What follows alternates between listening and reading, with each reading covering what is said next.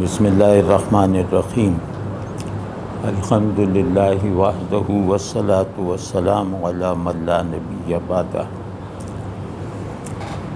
آج ہم لوگ اتنے وقفے کے بعد بیٹھے ہیں کہ ذہن میں یہ حاضر نہیں رہا کہ تصوف پر جو سلسلہ گفتگو شروع ہوا ہے اس میں ہم کہاں تک پہنچ چکے تھے اور کیا کیا باتیں ہو گئی ہیں۔ تو اگر آج کی نشست میں کچھ پچھلی باتوں کی تکرار ہو جائے تو وہ نادانستہ ہوگی اور نسیان کی وجہ سے ہوگی، لیکن جہاں تک مجھے یاد ہے کہ ہم نے آخری نشست میں غالباً اس موضوع کو اپنی حد تک مکمل کر لیا تھا کہ اولین صوفیہ جو کہلاتے ہیں، خود انہیں صوفی اور تصوف کے لفظوں کا پتہ نہیں تھا، لیکن تصوف کی روایت جن حضرات کو اپنے ابتدائی ائمہ کی حیثیت دیتی ہے، ان کا ذوق کیا تھا، ان کا تصور دین کیا تھا، اور ان کے بنیادی آئیڈیاز کو اگر قبول کیا جائے، تسلیم کیا جائے اور ان آئیڈیاز کو اپنے لیے ایک باؤنڈری بنا لیا جائے کہ اس سے ہمیں نہیں نکلنا چاہیے، تو وہ آئیڈیاز کیا تھے۔ تو یہ باتیں غالباً مکمل ہو چکی ہیں۔ متقدمین صوفیہ کا ذوق تصوف، فہم تصوف، یہ موضوع غالباً مکمل ہو چکا ہے۔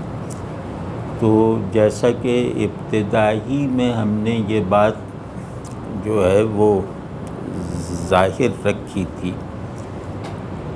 کہ ہم یہ دیکھنا چاہتے ہیں کہ تصوف کی روایت میں جو زوال نظر آ رہا ہے، جو تقریباً ہمہ گیر زوال ہے، گو کہ اس طرح کا زوال ہر ریلیجس ڈسپلن میں ہے، یا یوں کہہ لیں کہ روایت سے، کسی بھی روایت سے خود کو منسوب کرنے اور اس روایت سے خود کو ڈیفائن کرنے والے تمام ڈسپلنز کسی نہ کسی وجہ سے زوال کی کچھ صورتوں کا، کچھ سنگین صورتوں کا شکار ہیں۔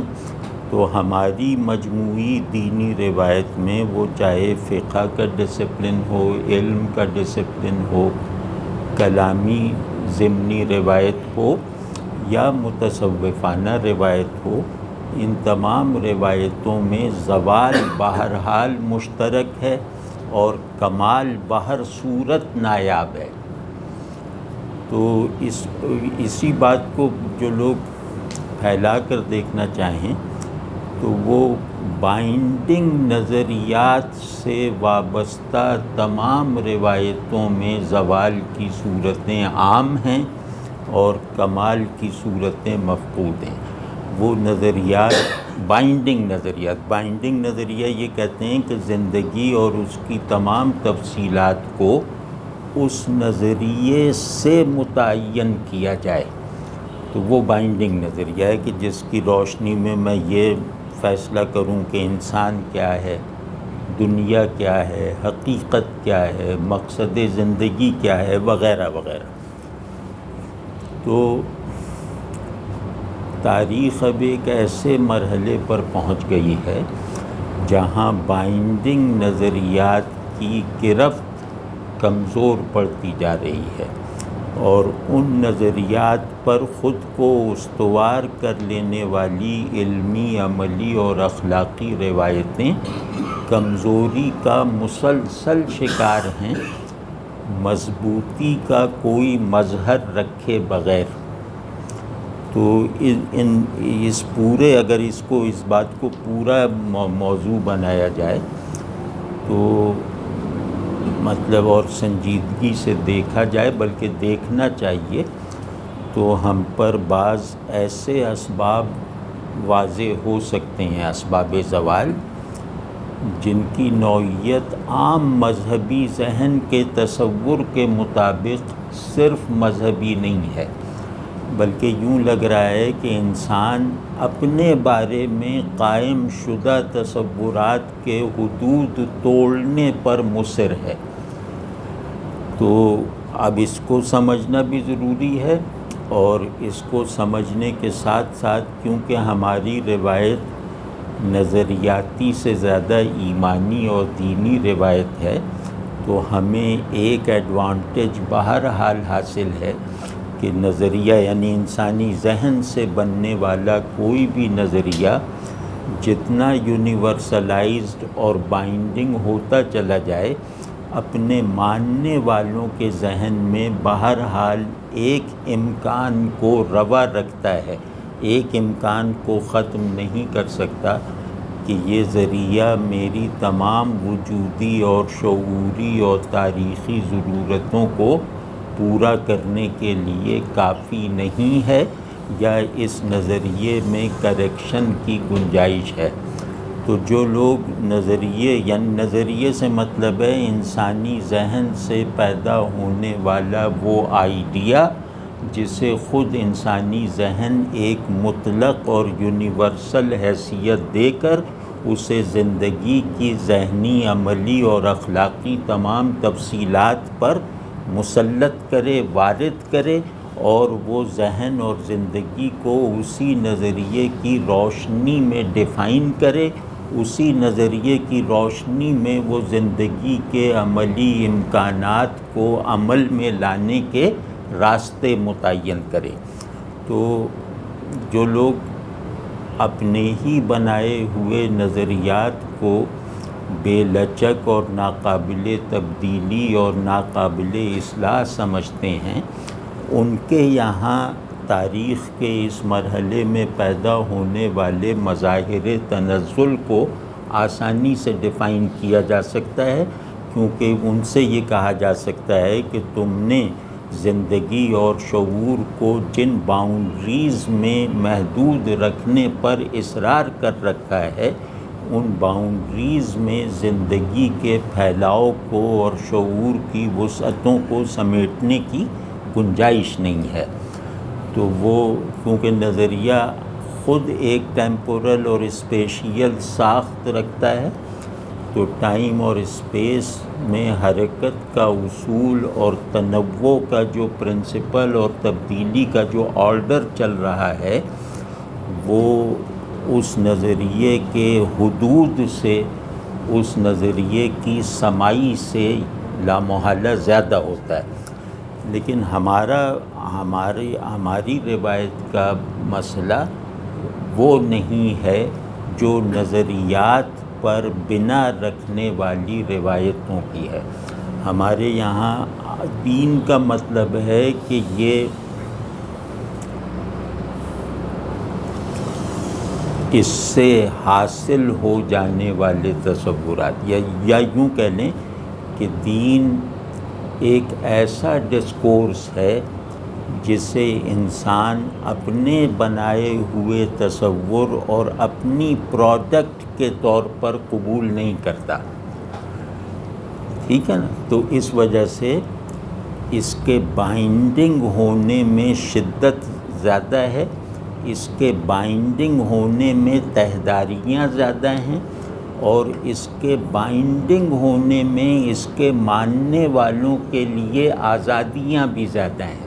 یعنی انسان کا بنایا ہوا نظریہ انسان کی آزادی کو سلب کرتا ہے، لیکن دین جو ہے یعنی خدا کا دیا ہوا ڈسکورس انسان کی آزادی ہی کو سامنے رکھ کر انسان کو اپنا مخاطب اور پابند بننے کی دعوت دیتا ہے، ٹھیک ہے نا؟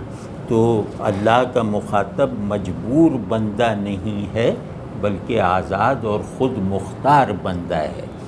تو بندگی آزادی کے جوہر کی درست مینیفیسٹیشنز کے لیے درکار ہے، آزادی کے جوہر کو کل کرنے کی قوت کے طور پر کام نہیں کرتی، یہ بات سمجھنی چاہیے۔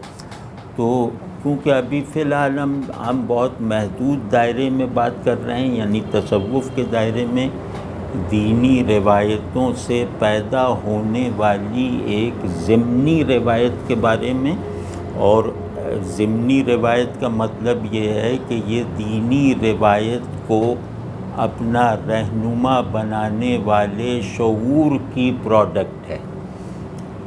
یعنی جب ہم تصوف کی روایت کہیں اور دین کی روایت کہیں تو یہ دونوں ہم معنی نہیں ہیں، یہ دونوں، ان دونوں کا اوریجن ایک نہیں ہے۔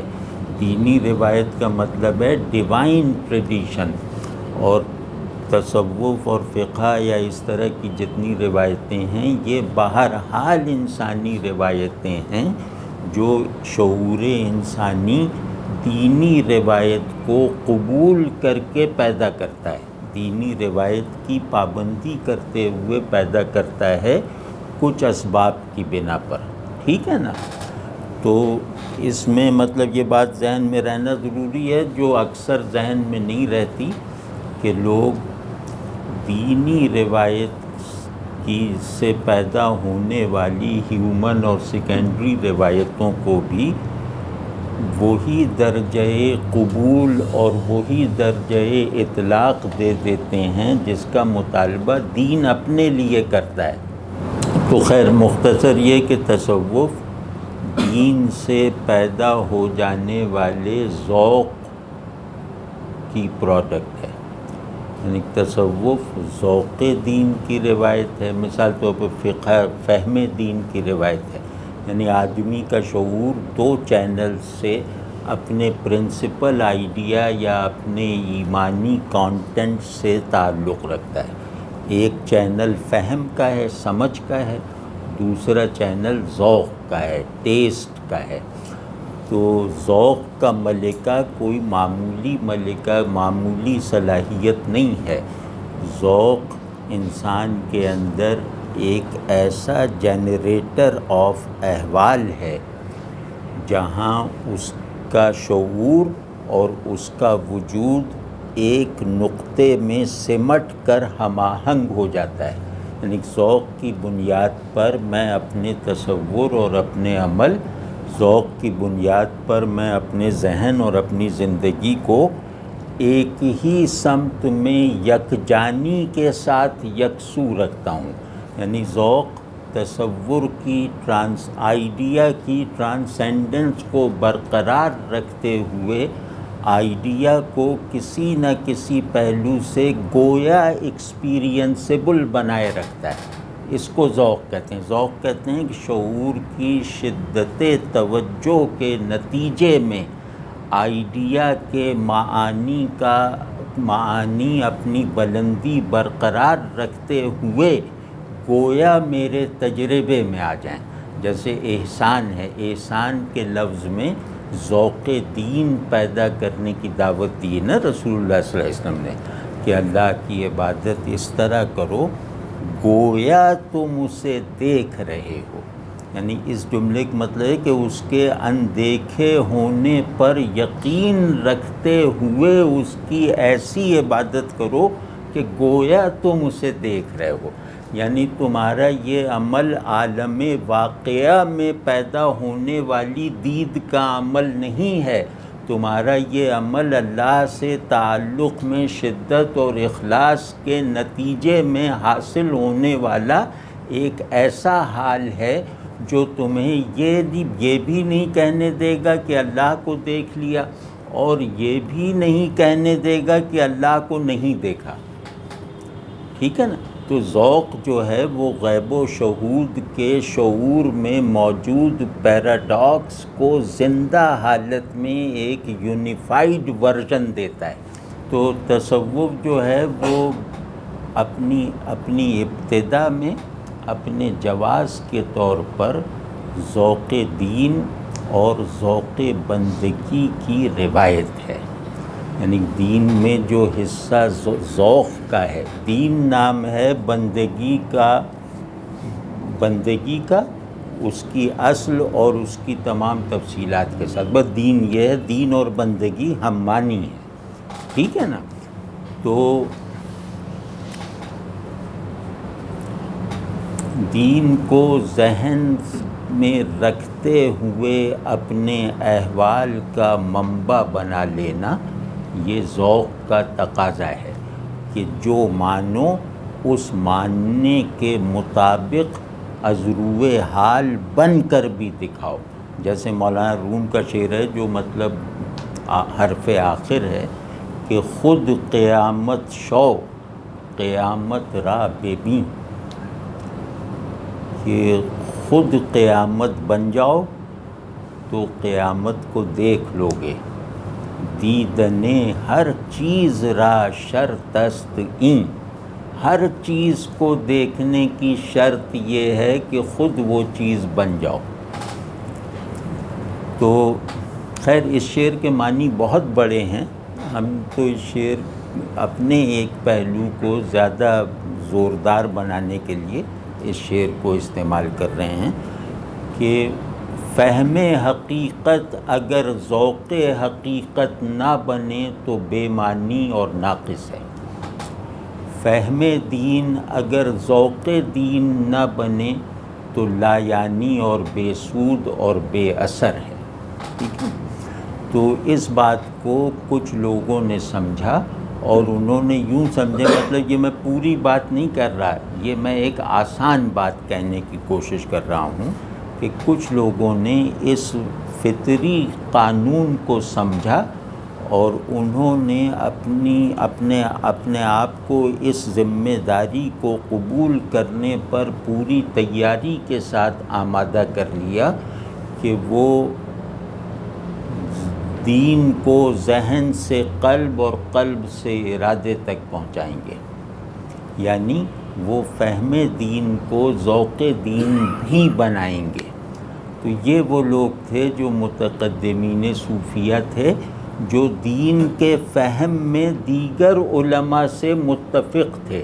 یعنی ان کا فہم دین سو کالڈ غیر صوفی علماء کے فہم دین سے مختلف نہیں تھا. اگر کوئی امتیاز تھا تو وہ یہ تھا کہ وہاں فہم دین تعلیم کا موضوع تھا، یہاں فہم دین تربیت کا موضوع بن گیا. ٹھیک ہے نا.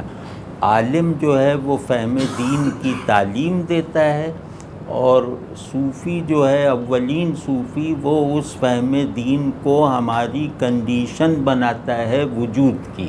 وہ اس فہم دین کی بنیاد پر تربیت نفس کرتا ہے. واضح ہے نا. عالم فہم دین سے ذہن کی ایمانی تربیت کرتا ہے، اور صوفی اسی فہم دین سے نفس کی ایمانی تربیت کرتا ہے. صوفی فہم دین سے وجود کو مومن بناتا ہے، اور عالم فہم دین سے شعور کو مسلمان کرتا ہے. واضح ہے نا. بس یہ فرق. لیکن جو بیسک ڈیٹا ہے یعنی فہم دین، یعنی جو نصاب ذوق بھی ہے، ذوق کو بھی اس فہم کے دائرے سے باہر جا کر پنپنے کا کوئی راستہ نہیں ہے، اسی فہم کے دائرے میں ہے. یعنی کہ ایسا نہیں ہے کہ میرے فہم میں اللہ ایک ہے اور ذوق میں دو ہو جائے. ایسا نہیں ہے. ایسا نہیں ہے کہ دین کے احکام 10 ہیں گنتی میں، وہ ذوق میں جا کے 20 ہو جائیں. ایسا نہیں ہے. ٹھیک ہے نا. تو تمام عقائد کی اسٹینڈرڈ مفہومی صورتیں، تمام احکام کی معیاری اطلاقی فارمز وہ مشترک ہیں. انہی پر رہتے ہوئے اب صوفی کا مقصود جو ہے وہ انفسی ہے، عالم کا مقصود جو ہے وہ ذہنی اور آفاقی ہے. واضح ہے نہیں بات. صوفی کا مقصود اخلاقی اور جمالیاتی ہے، اور عالم کا مقصود جو ہے وہ عقلی اور عملی ہے. تو اس طرح سے ہم طرح طرح سے امتیازات بیان کر سکتے ہیں. لیکن یہ کہ اس میں جو غور کی بات ہے وہ یہ ہے کہ نفس دین ریفلیکٹ جو فہم دین کی شکل میں ہوا ہے، اس فہم دین میں کمی بیشی کا کوئی امکان نہیں ہے دین پر عمل کرنے کے کسی بھی چینل میں. یعنی کہ چاہے وہ تصوف ہو یا فقہ ہو یا کلام ہو یا حدیث ہو، جو بھی دین کی ترجمانی کی ذمہ داری کرنے والا جو بھی ادارہ ہے، اس کا بیسک ڈیٹا، جس کی بیسک نصاب، وہ مشترک ہوگا، یکساں ہوگا اور ادنا سے فرق کے بغیر ہوگا۔ واضح ہے نا، یہ بات یاد رکھنی چاہیے۔ اور اس کی سب سے زیادہ خلاف ورزی بعد میں صوفیوں نے کی ہے، تو وہ ہم ابھی دیکھتے ہیں۔ تو یہ اس پر تھوڑی سی گفتگو کر لینے کے بعد کہ تصوف اپنے ابتدائی دور میں، جب وہ تصوف کا عنوان بھی نہیں رکھتا تھا لیکن تصوف کی روایت کا نقطۂ آغاز بنا، ان لوگوں کا ذوق تصوف اگر لفظ استعمال کریں تو وہ کیا تھا، ان کے مقاصد تصوف کیا تھے، تو وہ سب ہم نے اپنے دانست میں اپنے مقدور بھر بیان کر لیا۔ آج ہم دیکھیں گے کہ اس روایت میں زوال کا بیج کہاں پڑا ہے، یعنی تصوف کی تاریخ دو حصوں میں بٹی ہوئی ہے۔ ایک حصہ وہ ہے جسے ہم کہتے ہیں ما قبل سلاسل دور، یعنی جہاں نام تصوف کا آ گیا ہے، یعنی تصوف کے نام کے معروف ہو جانے کے بعد جو ایک تاریخ کا اسپین ہے، اس کے دو حصے ہیں۔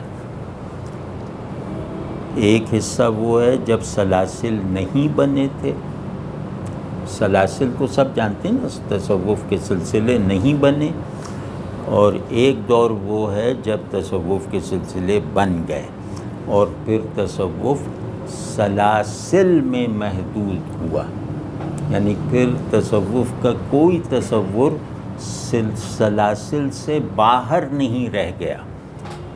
واضح ہے نا یہ، یعنی اب صوفی ہونے کے لیے ضروری ہے چشتی اور قادری وغیرہ ہونا۔ ایک زمانہ تھا کہ صوفی ہونے کے لیے جنیدی اور بایزیدی ہونا بھی ضروری نہیں تھا، جو ماقبل سلاسل کے ادوار ہیں، ٹھیک ہے نا۔ تو میری رائے میں تصوف کے زوال کا آغاز سلسلہ بندی سے ہوا ہے، اور اس سلسلہ بندی میں زوال کے کئی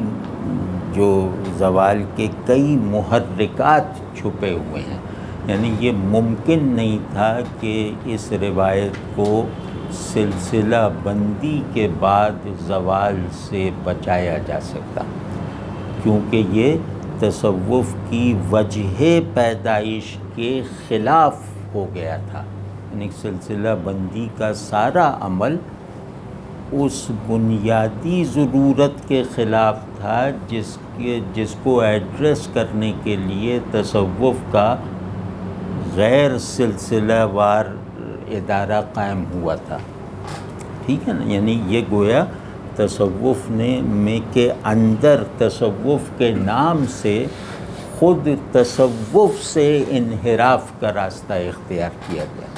یہ میں ابھی تفصیل عرض کرتا ہوں کہ تصوف کا جواز بس اتنا ہی تو ہے کہ تعلق باللہ کو اوریجن اور اینڈ بنا کر تمام ذہنی و اخلاقی، عملی اور جمالیاتی سرگرمیاں انجام دینا، یعنی اپنی کسی بھی ذہنی یا خارجی سچویشن میں اپنے احوال کے کسی بھی زاویے سے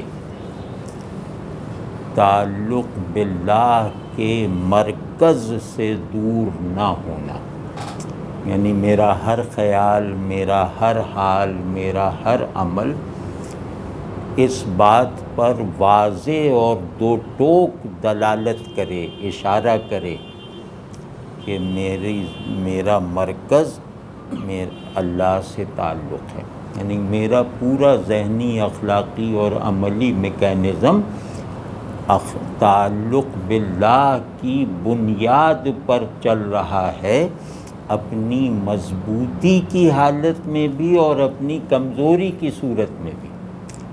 یعنی جس طرح نیکی خدا کو بھولنے نہیں دیتی، اسی طرح گناہ بھی خدا کو یاد دلاتا ہے۔ تو تعلق باللہ صرف اتنا نہیں ہے کہ اس تعلق کی روشنی میں مکمل طور پر نیک بن جاؤ، صرف اتنا نہیں، کیونکہ اتنا ہوتا تو یہ ناممکن تھا۔ اللہ نے انسان کو کمال کے گارے سے تخلیق نہیں فرمایا ہے، یعنی انسان کی ڈیفینیشن جس طرح اس کی قوت ہے اسی طرح اس کی کمزوری بھی ہے، یعنی انسان کو اس کی قوت کے بغیر ڈیفائن کرنا بھی ٹھیک نہیں ہے، اور اس کی کمزوری کے بغیر بھی اس کی تعریف متعین کرنا درست نہیں ہے۔ واضح ہے نہیں بات؟ تو تصوف کا مقصود یہ تھا کہ نیکی تو چلو ایک نیچرل انداز سے اللہ کی یاد تازہ رکھتی ہیں، نیکی کے راستے سے اللہ کو یاد رکھنا تو آسان ہے، لیکن کمال یہ ہے کہ میری کمزوریاں مجھے اللہ کو بھولنے نہ دیں بلکہ اللہ کی یاد میں اضافہ کریں، ٹھیک ہے نا؟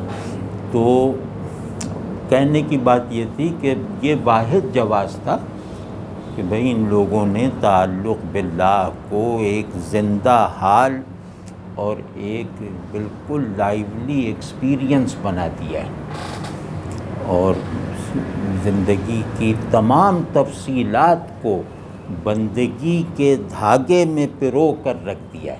یہ صوفی کا کمال تھا جو کسی کو نہیں حاصل، ٹھیک ہے نا؟ یہ اس کا مقصود تھا، اگر آپ اس کو عمل میں نہ بھی دیکھ پائیں تو بہرحال یہ ان کا مقصود تھا، اور یہ مقصود ظاہر ہے کہ مقصود دین ہے۔ تو تعلق باللہ کو اب میں اس بات کو سکیڑ کر عملی انداز میں کہہ رہا ہوں کہ تعلق باللہ کو تمام محبتوں اور عداوتوں کی واحد اساس بنانا یہ ذوق دین کا سب سے بڑا عملی تقاضا ہے کہ اللہ سے محبت کو ہر محبت کی وجہ بنانا، اور ہر محبت کو اس محبت کو حاصل کرنے کا ذریعہ بنانا، یعنی مجھے رسول اللہ صلی اللہ علیہ وسلم سے محبت ہے، اس کا سبب بھی یہ ہے کہ مجھے اللہ سے محبت ہے، اور اس محبت کا مقصود بھی یہ ہے کہ رسول اللہ صلی اللہ علیہ وسلم کی محبت سے اللہ کو محبوب بنانا ممکن ہو جاتا ہے، ٹھیک ہے نا؟ تو میری ہر محبت، چاہے وہ اعلیٰ درجے کی ہو چاہے وہ بائیولوجیکل سطح کی ہو، ہر طرح کی محبت کا ایک اینڈ اور ایک اوریجن ہے، ایک سبب اور ایک مقصد ہے، اور وہ سبب اور مقصد اللہ کا تعلق ہے، اللہ کی محبت ہے۔ اگر اللہ کی محبت کسی بھی محبت سے مغلوب ہو گئی یا کسی بھی محبت کے سب سے بنیادی معنی اور حال اور مقصود کے طور پر موجود نہیں ہے تو وہ محبت شرک ہے۔ آپ سمجھیں نا؟ یعنی مجھے اپنے بیوی بچوں سے لے کر اللہ کے مقدس بندوں تک جو بھی میرا پورا نظام محبت ہے، اس پورے نظام محبت میں جو روح حرکت ہے اور اس پورے نظام محبت کی جو فائنل پروڈکٹ ہے وہ اللہ کی محبت ہے، ٹھیک ہے؟ تو یہ وہ اصول تھا جس پر صوفیہ متقدمین اصرار کرتے تھے، اسی وجہ سے ان کے یہاں شخصیات کا ذکر نہیں ہوتا تھا۔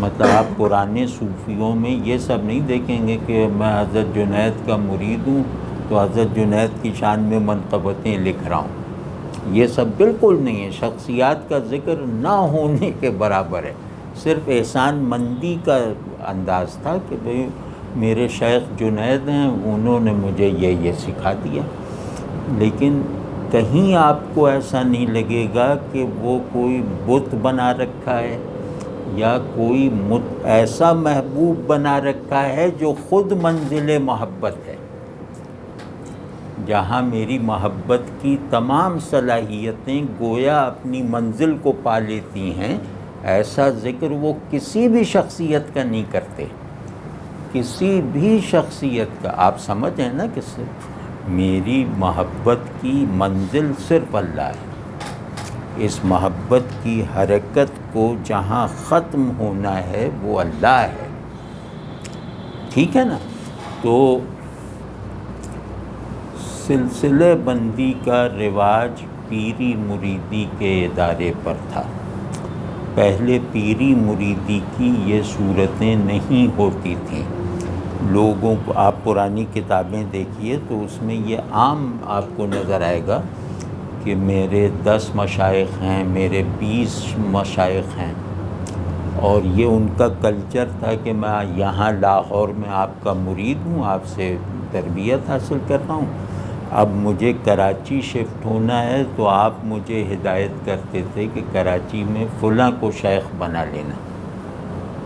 مطلب اس دھوکے میں نہیں رکھتے تھے کہ میں غائبانہ توجہ تمہیں دے دوں گا اور وہاں بھی تمہارا غائبانہ کام چلتا رہے گا، اس طرح کا کوئی واہمہ نہیں پیدا کرتے تھے۔ صاف یہ کہ استادی شاگردی جیسا ایک رشتہ ہے، اس میں استاد کے سامنے ہونا زیادہ مفید ہے، تو تم جو ہے جب وہاں جا رہے ہو تو وہاں فلاں صاحب ہیں، ان کی صحبت اختیار کرو، ان کو شیخ بناؤ۔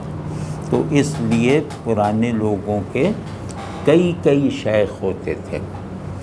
سلسلہ بندی کے بعد شیخ کے ایک ہونے پر اصرار ہونے لگا۔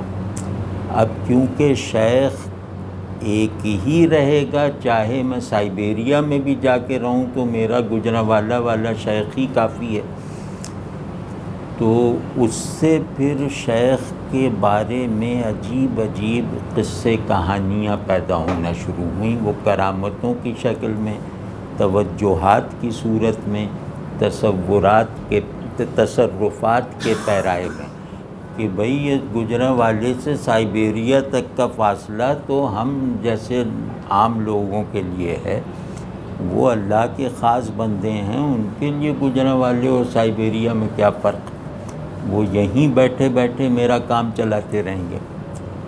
یہ شروع ہوا، یہ بالکل واضح طور پر یہ رویہ شروع ہوا، اور پھر ذرا آگے جا کر پھر وہ مرید پر قبضہ کرنے کی جو دھن تھی وہ اتنی بڑھ گئی کہ انہوں نے کہا صرف شیخ کا زندہ ہونا بھی ضروری نہیں ہے، یعنی ایسا نہ ہو کہ میرے مرید ہو اور میں مر جاؤں تو تم کسی اور شیخ کو پکڑ لو۔ اب اس کا سد باب اس طرح کیا گیا، ایک نسلی گدی نشینی، تاکہ وہ ساری چیزیں خاندان میں رہیں، یعنی مرید بھی اولاد کے لیے ایک ترکہ ہے، میز کرسی اور بینک اکاؤنٹ کی طرح، ٹھیک ہے؟ سمجھ رہے ہیں نا آپ یہ بات؟ تو ایک یہ اس کی پیش بندی کر دی گئی، اور دوسرے یہ کہ جس طرح میں مسند پہ بیٹھ کر تمہاری نظروں کے سامنے ہو کے تمہیں فیض پہنچا سکتا ہوں، تو میں اس سے کہیں زیادہ قوت کے ساتھ قبر میں تمہارے لیے فیض رسانی کا انتظام کر سکتا ہوں، یعنی تم میری مجلسی میں نہیں، میری قبر پہ حاضر ہو کر بھی مجھ سے فیض یاب ہو سکتے ہو۔ اب یہ جو دو رویے سلسلہ بندی کے پیدا ہوئے، سلسلے بننے کے عمل کے نتیجے کے طور پر اور فوری نتائج کے طور پہ، یعنی کہ اگر آپ نے تصوف کو تھوڑا بہت بھی تذکروں یا تعلیمات کی فارم میں بعد والے تصوف کو پڑھا ہو تو اس میں یہ بات عام ہے کہ شیخ سے وفاداری کے تقاضے، شیخ کے احترام کے آداب، یعنی آپ کہیں بھی حقوق شیخ کا بیان آپ پڑھیں گے تو اس میں آپ کو صاف لگے گا کہ اتنے حقوق اللہ نے اپنے حبیب مکرم صلی اللہ علیہ وسلم کے نہیں بتائے ہیں صحابہ کو، جتنے حقوق ان کے لیے طلب کیے جا رہے ہیں۔ اور یہ عام محاورہ ہے کہ شیخ کے سامنے اگر تھوڑی آواز بلند ہو گئی تو فوراً روکتے ہوئے وہ آیت پڑھی جاتی ہے جو رسول اللہ صلی اللہ علیہ وسلم سے خاص ہے، کہ کہیں ایسا نہ ہو کہ تمہارے تمام اعمال ضائع ہو جائیں۔ رسول اللہ صلی اللہ علیہ وسلم کے سامنے آواز بلند نہ کرو، کہیں ایسا نہ ہو کہ تمہارے سارے اعمال غارت ہو جائیں اور تمہیں پتہ بھی نہ چلے۔ تو اب یہ حکم تو حضرت ابو بکر کے لیے نہیں ہے، تو یہ یہاں پیر طریقت کا وزٹنگ کارڈ بنوانے والا شیخ یہ حق مجھ سے طلب کر رہا ہے۔ تو ان دو فوری رویوں کی موجودگی میں اللہ سے تعلق کے لیے کوئی جذبہ، کوئی جگہ رہ ہی نہیں سکتی۔ یعنی اللہ اگر مقصود محبت ہے تو اس طرح کے نظام میں اس کا مقصود محبت ہونا محض ایک تکلف کی چیز تو رہ سکتا ہے، کوئی زندہ واقعیت اس میں نہیں ہے۔ یعنی میں اپنے جذبات محبت، جذبات پرستش کے ساتھ گوندھ کر اپنے شیخ کی نظر کر چکا ہوں، تو اللہ کے کو دینے کے لیے میرے پاس کیا رہ گیا؟ اس کے نتیجے میں ایک اینتھروپومارفزم پیدا ہوا۔ اینتھروپومارفزم کوئی سمجھتا ہے نا، خیر اب سوال جواب نہیں کرتے۔ اینتھروپومارفزم کہتے ہیں کہ انسان کو خدا جیسا بنانا۔ اینتھروپومارفزم ایک اصطلاح ہے، اس کا ترجمہ تجسیم ہے، یعنی خدا کے لیے جسم ماننا یا خدا انسان بن جائے، یہ اینتھروپومارفزم ہے۔ تو ہماری روایت میں پیری مریدی کی بدولت ایک اینتھروپومارفزم پیدا ہوا، یعنی کہ جو جذبات محبت اللہ کے لیے خاص تھے، ان جذبات محبت کو شیخ پر صرف کر دینا، یہ اینتھروپومارفزم اختیار کیے بغیر ممکن ہی نہیں ہے۔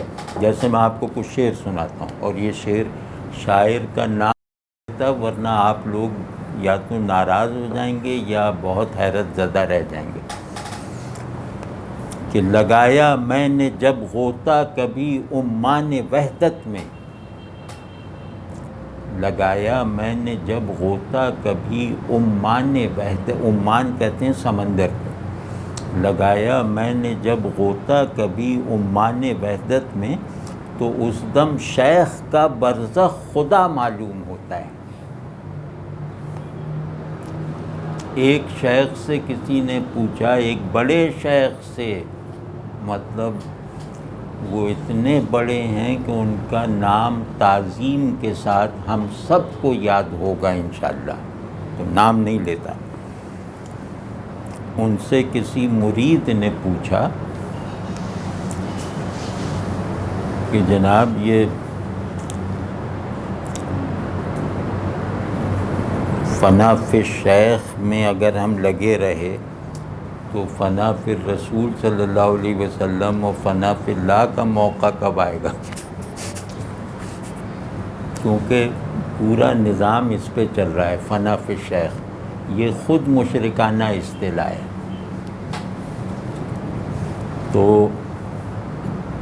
ان پیر صاحب نے غصے میں جواب دیا کہ چن تو ذات پیر را کر دی قبول،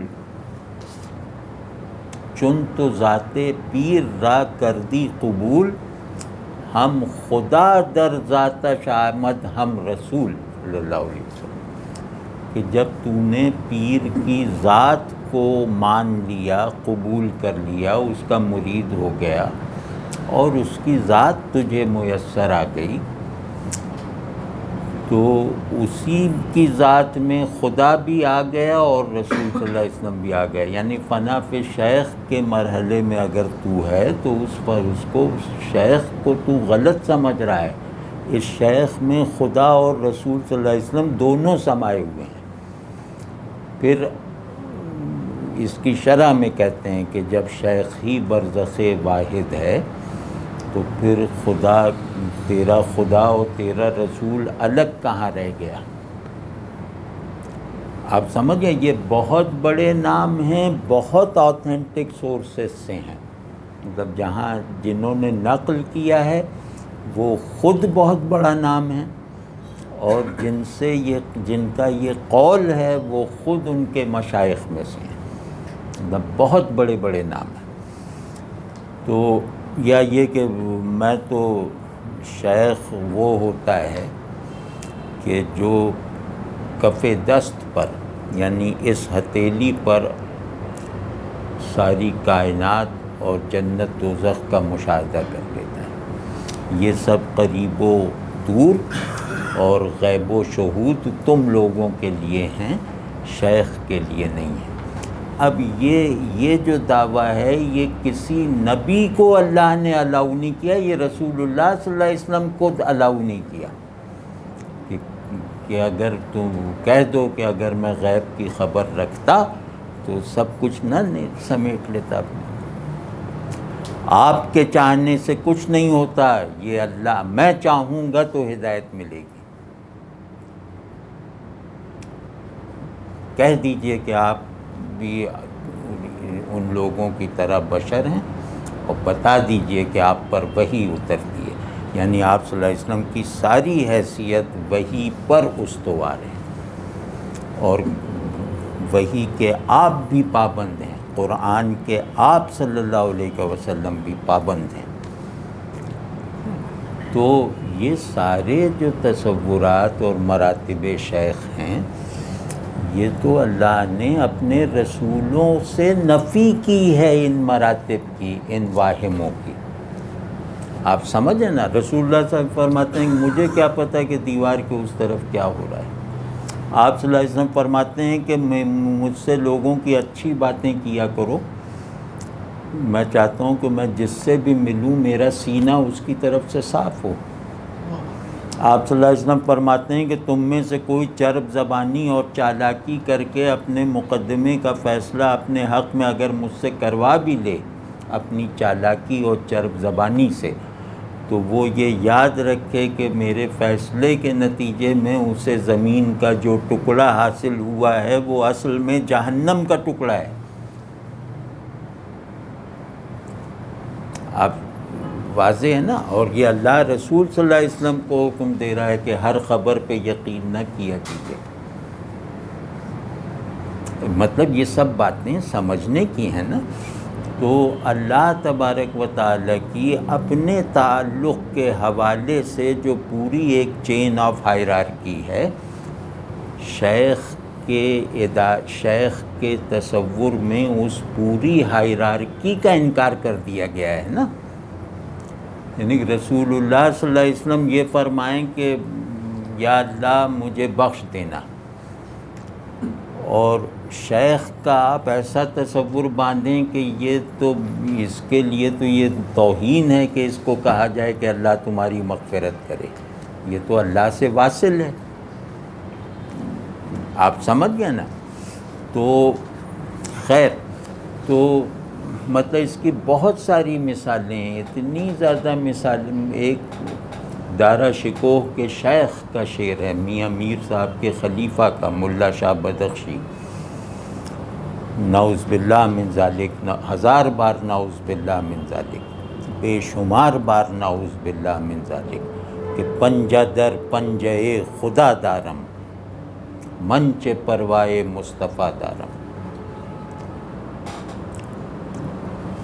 تو یہ سب خرافات اور یہ سب جو پاگل پن ہے، یہ تصوف کی روایت نے بغیر کسی تکلیف کے ہضم کر لیا. مطلب ان کی روایت کے ترجمان کا درجہ اختیار کر لینے کے بعد جن بے وقوفوں نے اس طرح کی باتیں کی ہیں، چاہے وہ کتنے بڑے بھی پیر ہوں، تصوف کی روایت کے دیگر نمائندوں کی طرف سے اس کی جس زوردار طریقے سے تردید آنی چاہیے تھی وہ کیوں نہیں آئی؟ واضح ہے یہ بات۔ تو جیسے فقہ علم الکلام میں تمام متکلمین نے پکڑ لیا ان لوگوں کو کہ دو مسئلے علم کلام میں داخل ہو گئے تھے، علم کلام کی روایت میں۔ ایک مسئلہ یہ کہ خدا جزئیات کا جزوی واقعات کا علم نہیں رکھتا، خدا کلیات کا علم رکھتا ہے، جزئیات کا نہیں رکھتا۔ یہ ایک پورا دبستان ہے معتزلہ کا جو یہ کہتے ہیں۔ تو ایک گروہ ہے جو ظاہریوں کا ہے، وہ یہ کہتے ہیں کہ خدا کے ہاتھ بھی ہیں، خدا کا چہرہ بھی ہے، لیکن ہمیں یہ نہیں معلوم کہ وہ ہاتھ سونے کا ہے، گوشت بوشت کا ہے، وہ ہاتھ ہے لیکن ہم نے دیکھا نہیں ہے تو ہمیں معلوم نہیں، لیکن خدا کا ہاتھ کا مطلب خدا کا ہاتھ ہے، فزیکل ہاتھ، اس کی قدرت نہیں ہے۔ اب یہ دو خیالات علم کلام کی روایت میں جب داخل ہوئے تو آپ کلام کی تاریخ پڑھ لیں کہ تمام متکلمین اپنے باہمی اختلافات کو ایک طرف رکھ کر اس پر حملہ آور ہو گئے،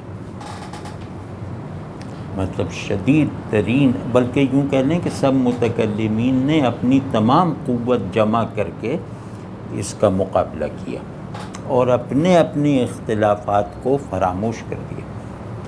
واضح نہیں؟ تو تصوف میں شخصیت پرستی کا یہ کلچر وہی حیثیت اختیار کر گیا جو حیثیت مثال کے طور پر ہمارے جسم میں خون کی ہے، یعنی تصوف ایک جسم ہے، اس کا خون شخصیت پرستی بن چکا ہے، لیکن یہ کہ صوفیہ نے خود اسے کیوں نہیں چیک کیا؟ یعنی سجدہ تعظیمی کے جواز میں صوفیوں نے جتنا زور لگایا ہے وہ اگر آپ دیکھیں تو شرم آنے لگے، یعنی تعظیمی سجدہ، شیخ کو سجدہ، سمجھ رہے ہیں نا؟ یہ عملی تصوف کی یہ ایک ایسی صورتحال ہے جس میں استثنائی صورتیں کم ہیں ظاہر ہے کہ بہت سے حضرات صوفیہ ہیں، آج بھی ہیں، جو متقدمین کے ذوق پر قائم ہیں، مطلب ایسا نہیں ہے، لیکن بدقسمتی یہ ہے کہ یہ صحیح المشرب حضرات مسلک تصوف کے زیادہ طاقتور نمائندے تسلیم نہیں کیے جاتے۔ جیسے چشتیوں میں حضرت نظام الدین اولیاء رحمۃ اللہ علیہ کے جو خلیفہ تھے حضرت نصیر الدین محمود روشن چراغ دہلی رحمۃ اللہ علیہ، یہ حضرت کے خلیفہ تھے۔ تو یہ سما کو غیر اسلامی سمجھتے تھے، قوالی سما جو حضرت نظام الدین اولیاء کا ذوق تھا، وہ سما کو بہت پسند فرماتے تھے، تو ان کے یہاں سما کی مجلسیں بہت ہوتی تھی، روز ہوتی تھی۔ تو نصیر الدین محمود روشن چراغ دہلی رحمۃ اللہ علیہ ان کے خلیفہ ہونے کے باوجود سما کی مجلس میں کبھی نہیں بیٹھے، لیکن وہ اپنے شیخ کے کپڑے لے کر برابر میں جمنا دریا میں دھونے چلے جاتے تھے، مجلس سما میں کبھی نہیں بیٹھے۔ تو وہاں کسی نے ان سے پوچھا کہ آپ کے شیخ سما سنتے رہتے ہیں، آپ یہاں آ کے کپڑے دھوتے رہتے ہیں، یہ کیا آپ نافرمانی کر رہے ہیں؟ انہوں نے کہا بھئی یہ شرعی مسئلہ ہے، اس میں قول فعل شیخ کا قول و فعل حجت نہیں ہے، اس میں قرآن و سنت حجت ہے، قرآن و سنت سے میری نظر میں اس کا عدم جواز ثابت ہے، تو میں شیخ کی پیروی میں یہ غلطی نہیں کروں گا۔ اور میں خود شیخ کے لیے دعا کرتا ہوں کہ اللہ انہیں اس کمزوری سے نکال لے۔ اب وہ کوئی تماش بین ٹائپ کا آدمی تھا، اس نے آ کے ان کی ساری گفتگو حضرت نظام الدین اولیاء سے نقل کر دی کہ جناب وہ آپ کے خلیفہ ہیں، اور وہ ایسی بات کر رہے ہیں کہ قول و فعل مشائخ سند نہیں ہے۔ تو حضرت نے فرمایا کہ اس میں کیا شک ہے، اس بات میں کیا شبہ ہے کہ مشائخ کا قول و فعل شرعی امور میں سند یا حجت نہیں ہے۔ حجت ختم ہو جاتی ہے حدیث اور سنت پہ، اس کے بعد کسی کا قول و فعل حجت نہیں ہے۔ رسول صلی اللہ علیہ وسلم کے بعد کسی کا بھی قول و فعل حجت نہیں ہے، یعنی آپ اپنی دلیل کو ختم کسی غیر نبی پر نہیں کر سکتے، ٹھیک ہے نا۔ تو اب آپ ذرا دیکھیے کہ اتنا بڑا اختلاف ذوق ہے نا شیخ اور مرید کے درمیان، یہ بہت بڑا اختلاف ہے۔ تو مرید بھی وہ جو یہ نہیں کہہ رہا کہ میرا دل نہیں لگتا، وہ کہہ رہا ہے یہ فعل ہی غلط ہے، خلاف شریعت ہے، اس لیے میں شریک نہیں ہوتا۔ تو ایسے مرید کو حضرت نظام الدین اولیاء نے اپنا جانشین بنا دیا، یعنی حضرت ان کے جانشین حضرت روشن چراغ دہلی بنے۔ اور پھر اللہ کی قدرت دیکھیے کہ یہ 44 برس تک شیخ چشت رہے، یعنی اس مسند پہ یہ 44 برس رہے۔ ان کی عمر ماشاءاللہ بہت ہوئی، اور چشتیہ سلسلے کو ہندوستان اور ہندوستان سے باہر پھیلانے کا سارا سہرا حضرت روشن چراغ دہلی کے سر ہے۔ وہ جس کو خلافت دیتے تھے تو کہتے تھے اب میرے پاس نہ بیٹھو، میرا منہ نہ دیکھو، اپنے اپنے علاقوں میں جاؤ اور تبلیغ کرو۔ تو چشتیہ سلسلہ سینٹرل ایشیا تک میں چلا گیا تھا، اور ہندوستان، بنگال، یہ سب میں پھیلا ان کے خلفاء کی وجہ سے، ان کی زیر نگرانی۔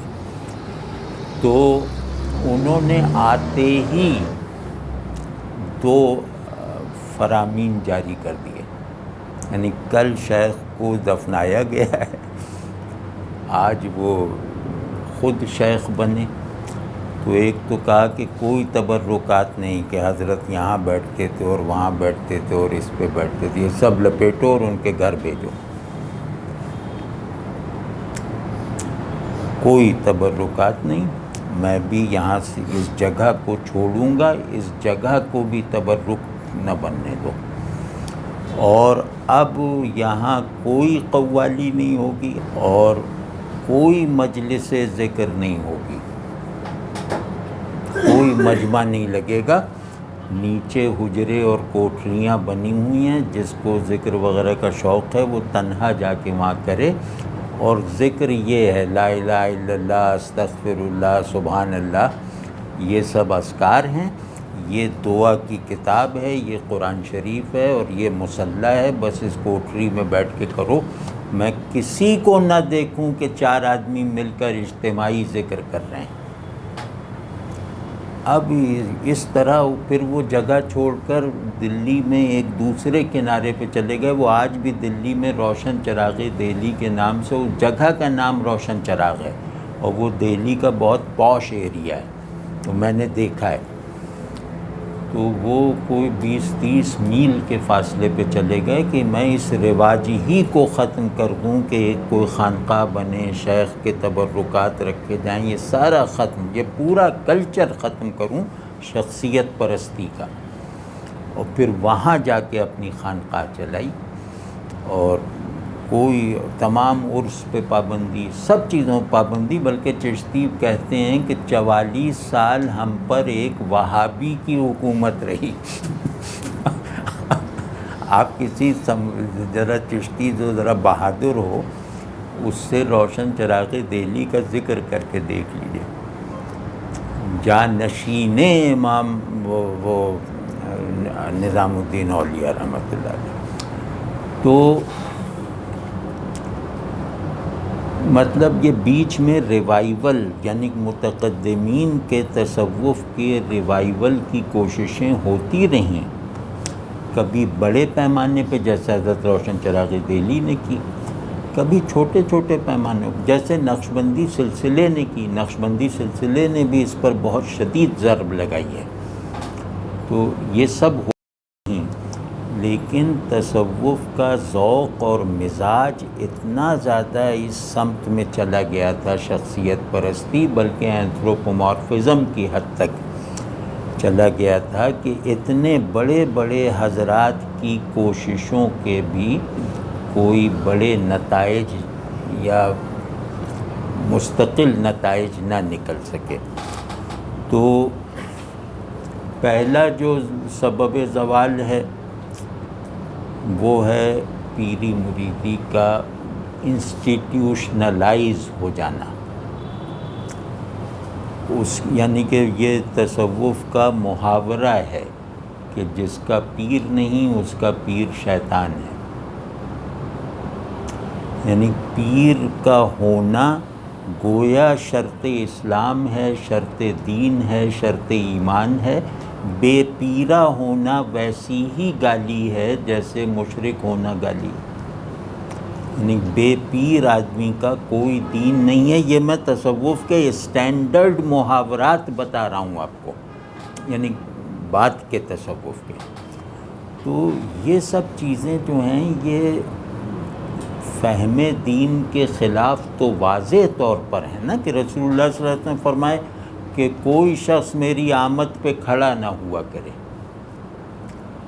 یہاں آپ کسی خانقاہ میں جا کے ذرا یہ کر کے دیکھ لیجئے کہ پیر صاحب تشریف لائیں حجرے میں یہ ادھر، اور آپ بیٹھے رہیے تو آپ کو پتہ چل جائے گا۔ سمجھ ہے نا؟ آپ صلی اللہ علیہ وسلم حکم دیں اپنے خدام کو کہ میرے آگے تصویر بن کے نہ کھڑے رہا کرو، جس طرح اجمی لوگ اپنے بادشاہوں کے سامنے کھڑے ہوتے ہیں یوں کر کے بے حرکت ہو کر۔ اب یہ مریدوں کا آفیشل پوسچر ہے، یعنی جس پوسچر کو اختیار کرنے کو رسول اللہ صلی اللہ علیہ وسلم نے اپنے سامنے منع فرمایا ہے، وہ پوسچر مریدوں کا آفیشل پوسچر ہے۔ یعنی پیر صاحب بیٹھے ہوں اور ہم لوگ مرید گھیرا لگائے کھڑے ہوں تو ہمارا سب کا یہ پوسچر یا یوں مطلب بالکل بے حس و حرکت۔ تو گویا سنت ہمیں بتاتی ہے ذوق دین۔ رسول اللہ صلی اللہ علیہ وسلم کے قول میں فہم دین پورا ہوا، رسول اللہ صلی اللہ علیہ وسلم کی ذات میں جو ہے وہ ذوق دین پورا ہوا، ٹھیک ہے۔ تو قول دین جو رسول اللہ صلی اللہ علیہ وسلم جس کے لیے حجت ہیں، فہم دین، اس کی خلاف ورزی واضح ہے۔ اور رسول اللہ صلی اللہ علیہ وسلم نے جو ذوق دین اپنے صحابہ میں منتقل فرمایا اس کا سرے سے کوئی نام و نشان نہیں ہے پیری مریدی کی کلچر میں۔ تو آپ دیکھ لیں کہ متداول تصوف میں صحابہ کا ذکر نہ ہونے کے برابر کیوں ہے؟ نہ ہونے کے برابر ہے، چند جگہوں پہ ہوگا، ان کی کتابوں میں، ان کی تقریروں میں، کیونکہ حضرت علی سے انہوں نے الوہی خواص فرض کر لیے ہیں، اور وہاں کیونکہ حضرت علی سے کا نام لینے والے کئی فرقے ہیں، ان کے تصور علی ہے، اس سب کو قبول کر لیا ہے اور بس اس میں مگن۔ تو میں مطلب بہت واضح لفظوں میں کہہ رہا ہوں کہ کسی بڑے سے بڑے موجودہ مشہور شیخ سے سیدنا ابو بکر کے فضائل بیان کرنے کی فرمائش کرتی ہے، یا سیدنا عمر رضی اللہ تعالیٰ عنہ کی کوئی منقبت کا سراغ بتا دیجئے، یعنی صوفی شاعری میں صحابہ کے مناقب کا کوئی ٹریس دکھا دیجئے۔ یہ مطلب رسول اللہ صلی اللہ علیہ وسلم کی ذات اقدس کی تفصیلات اور آپ صلی اللہ علیہ وسلم کے لائے ہوئے پیغام کی زندہ مینیفیسٹیشن سے منہ موڑنا نہیں ہے۔ تو خیر، تو پہلی بات یہ کہ پیری مریدی کا ادارہ جو اب تصوف کی سب سے بڑی پہچان ہے، اس ادارے ہی نے تصوف کو غارت کیا، اور اس کے دو نقصانات ہوئے۔ مرید کی جہت سے شخصیت پرستی جو اینتھروپومارفک حد تک پہنچی ہوئی ہے۔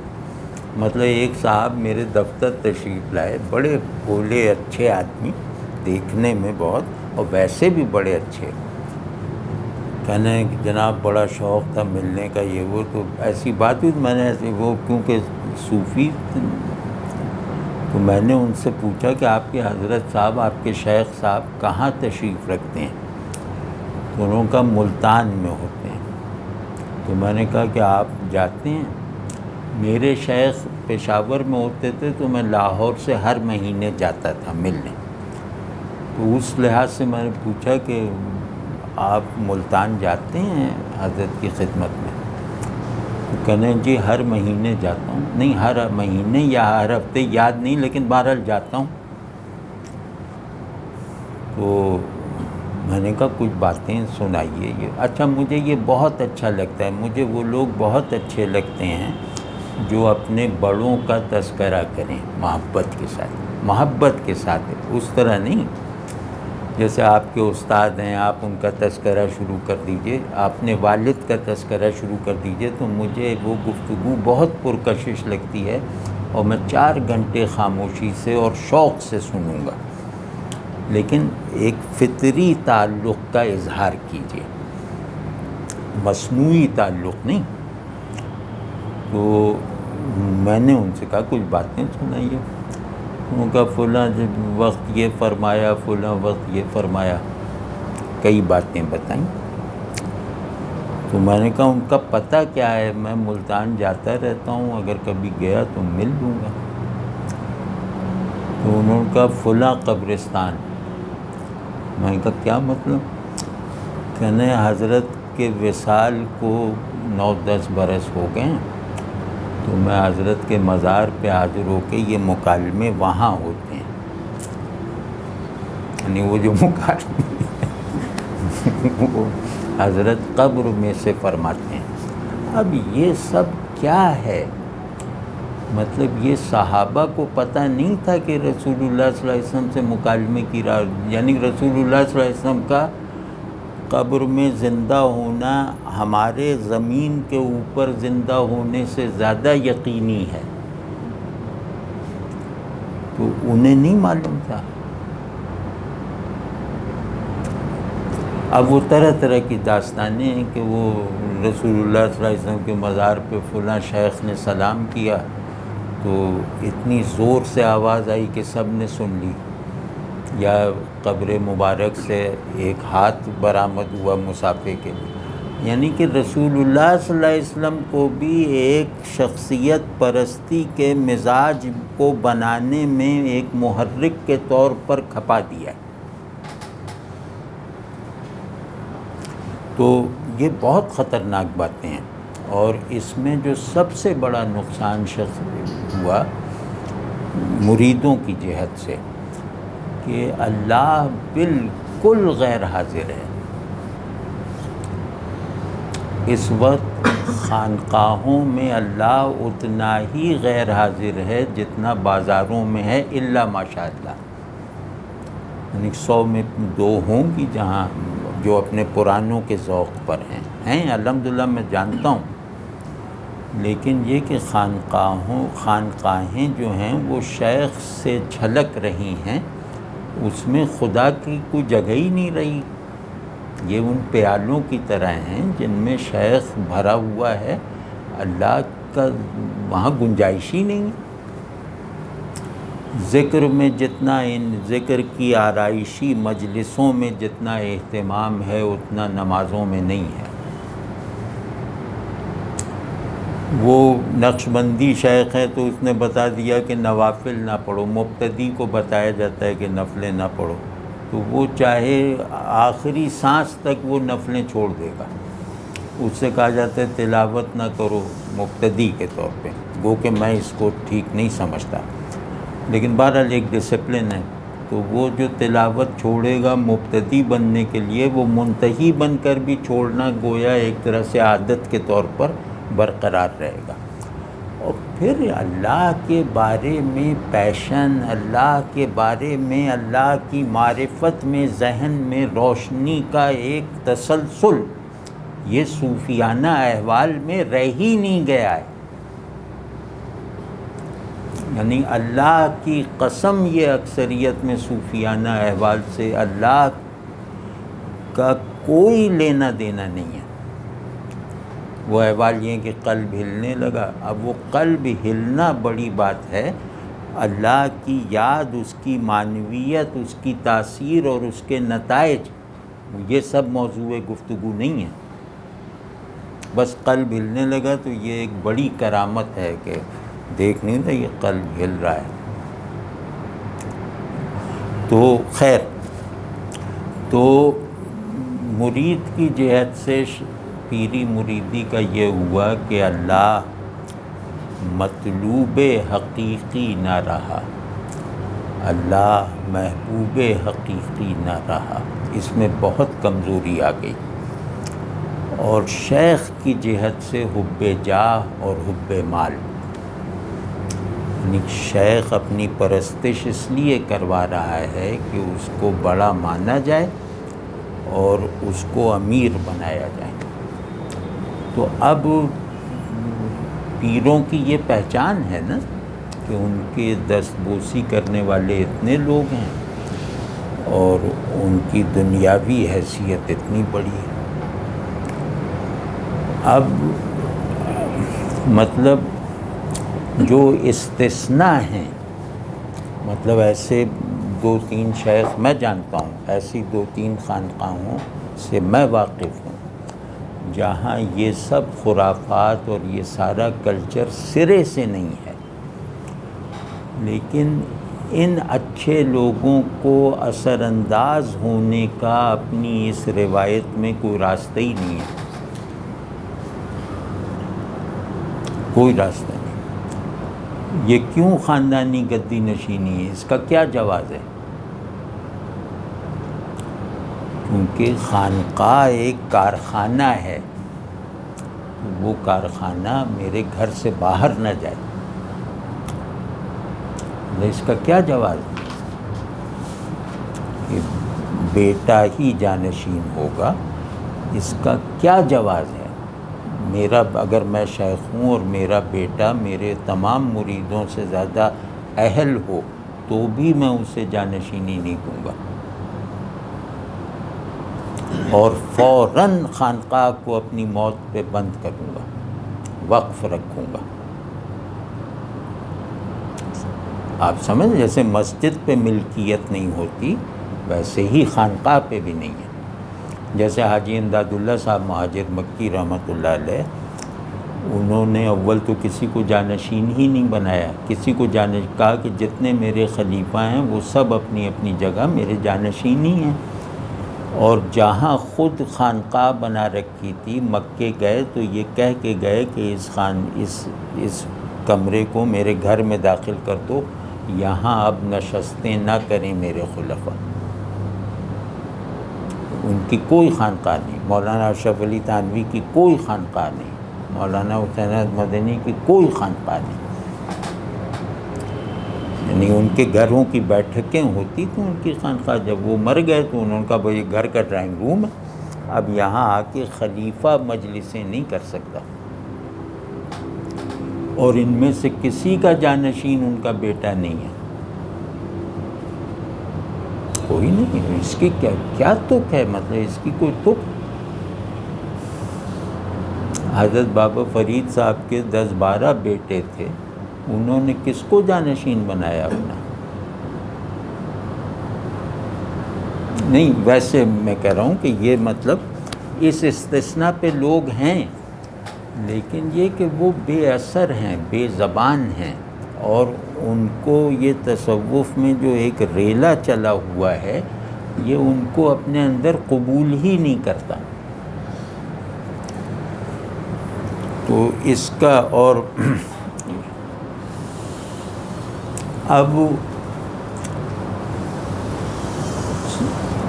یہ تو سلسلہ بندی کے ذوقی اور اخلاقی بلکہ اعتقادی زوال کے مظاہر ہیں، اور یہ اتنے قطعی، اتنے یقینی، اتنے وسیع پیمانے پر پھیلے ہوئے ہیں کہ مجھے کہیں سے ثبوت لانے کی ضرورت نہیں. جو باتیں میں نے کی ہیں آپ لوگ اپنے اپنے طور پہ جہاں چاہے جا کے دیکھ لیں، ٹھیک ہے نا. تو اب جو علمی بات اس میں ہے، یہ تو اخلاقی بات ہو گئی، اعتقادی بات ہو گئی، کہ سلسلہ بندی کے ادوار ہی میں تصوف کی ایک خاص قسم پیدا ہوئی، اور وہ ہے ڈاکٹرینل تصوف، جس کو کہتے ہیں عارفانہ تصوف، یعنی معارف پر مبنی تصوف. تو جس میں حقائق الوہیت کے بارے میں باتیں کی جاتی ہیں، سمجھ رہے ہیں نا، ڈاکٹرینل تصوف. تو اگلی نشست میں ہم جو تصوف کی یہ قسمیں اور مختلف اسکولز پیدا ہوئے تیسرے اسٹیپ پر، وہ ہم دیکھیں گے، اور اس میں کھنگالیں گے کہ کیا چیز ہے جو تصوف کے بنیادی ان کے ائمہ کے مزاج کے مطابق ہے، اور کیا کیا اس کے انحراف کی صورتیں ہوئیں. ٹھیک ہے. تو اب ہم یہ ساری گفتگو جو ہے وہ تصوف کے ضدی مخالف کی طرح نہیں کریں گے، اور نہ اندھے حامی کی طرح کریں گے. میں ایک پریکٹسنگ متصوف ہوں، اور میں اپنی اس پریکٹس کو اپنے دین پر قائم رہنے کی بڑی وجہ سمجھتا ہوں. میں ذوق دین کی صوفی روایت میں جیسا تیسا جو ہے وہ خود کو شامل رکھنا چاہتا ہوں، اور اس پر دل و جان سے اس کے دفاع کی ہر شکل پر تیار ہوں.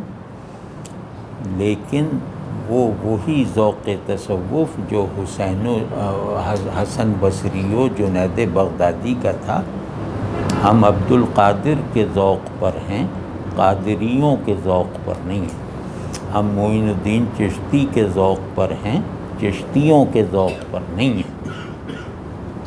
معین الدین چشتی کو چشتیوں سے بچاؤ، عبد القادر جیلانی کو قادریوں سے بچاؤ. یہ ہے اس وقت ایک جینوین صوفی کی ذمہ داری. تو ہم اس پہ بات کریں گے. تو اگلی مرتبہ اگر کچھ لوگ ذہنی طور پہ تیار بھی ہو جائیں کہ ڈاکٹرینل تصوف، عارفانہ تصوف، جس میں حقائق الہیہ بیان ہوتے ہیں، جو ایک پورے فلسفے کی طرح مربوط، منظم اور مدون ہو چکا ہے، اس پہ ہم بات کریں گے. تو اس سے انشاءاللہ پتہ چلے گا کہ اولین صوفیہ نے ذوق دین اور فہم دین کو جو آئیڈینٹیکل بنا رکھا تھا، ذوق دین کو فہم دین سے مشروط کر رکھا تھا. یعنی کہ صوفی کے ذوق دین کو مشروط کر رکھا تھا عالم کے فہم دین سے. یعنی دین کیا ہے ہر صوفی عالم سے پوچھتا تھا، خود نہیں بتاتا تھا. پھر عالم کے بتائے ہوئے جواب کو اپنے ذوق بندگی کی بنیاد بنا کے دکھاتا تھا، جس میں وہ عالم بھی پیچھے رہ جاتا تھا. آپ سمجھ رہے ہیں نا. بس یہ تصوف ہے. اس کی جس نے بھی نظری، عملی اور احوالی خلاف ورزی کی ہے، ہم اس کی نشاندہی کریں گے. جس نے اس چلن کو جاری رکھا ہے اس کی تحسین کریں گے. اور یہ بات واضح رہے کہ میں تصوف ہی کی روایت کا پروردہ ہوں، اور مجھ سے کوئی صاحب یہ توقع نہ رکھیں کہ کوئی اندر کی باتیں ہیں جو وہ جانتے ہیں اور میں نہیں جانتا. ہاں ہیں، الحمدللہ ہیں. میں بیلنس کرنے کے لیے آج کل کے کچھ صوفیانہ ذوق رکھنے والوں کا بھی ذکر کروں گا، لیکن وہ بعد میں، کیونکہ ان بیچاروں کا کوئی اثر ہی نہیں ہو رہا. آپ دیکھیں پیر کرم شاہ صاحب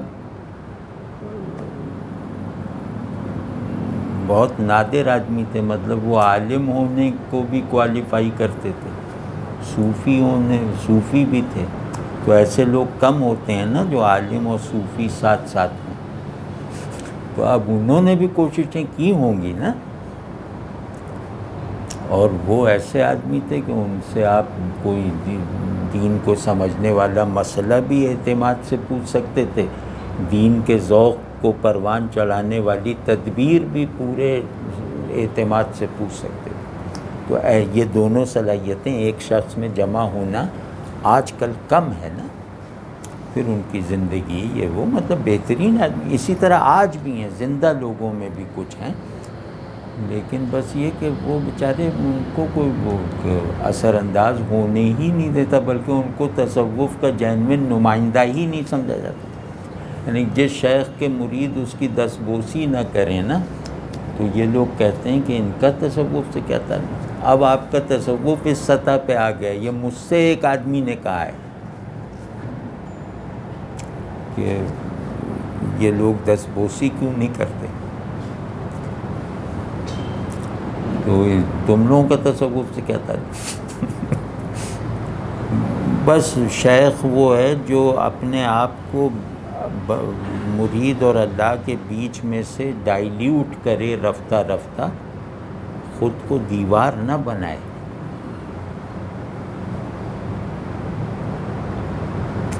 تو اس میں کیا شبہ ہے کہ انسانوں سے محبت اللہ سے محبت میں مدد دیتی ہے. مطلب یہ ممکن نہیں ہے کہ مجھے انسانوں سے محبت نہ ہو اور اللہ سے محبت ہو، یہ ممکن نہیں ہے نا. تو مجھے ماں باپ سے، اپنے اساتذہ سے، اپنے مشائخ سے احسان مندی کے ساتھ محبت ہے. اب میرے مشائخ کی ذمہ داری یہ ہے کہ یہ وہ لوگ اس محبت کو اللہ سے محبت میں ترقی کا ذریعہ بنائیں اور خود کو رفتہ رفتہ جو ہے وہ میرے اور اللہ کے بیچ میں سے ہٹا لیں.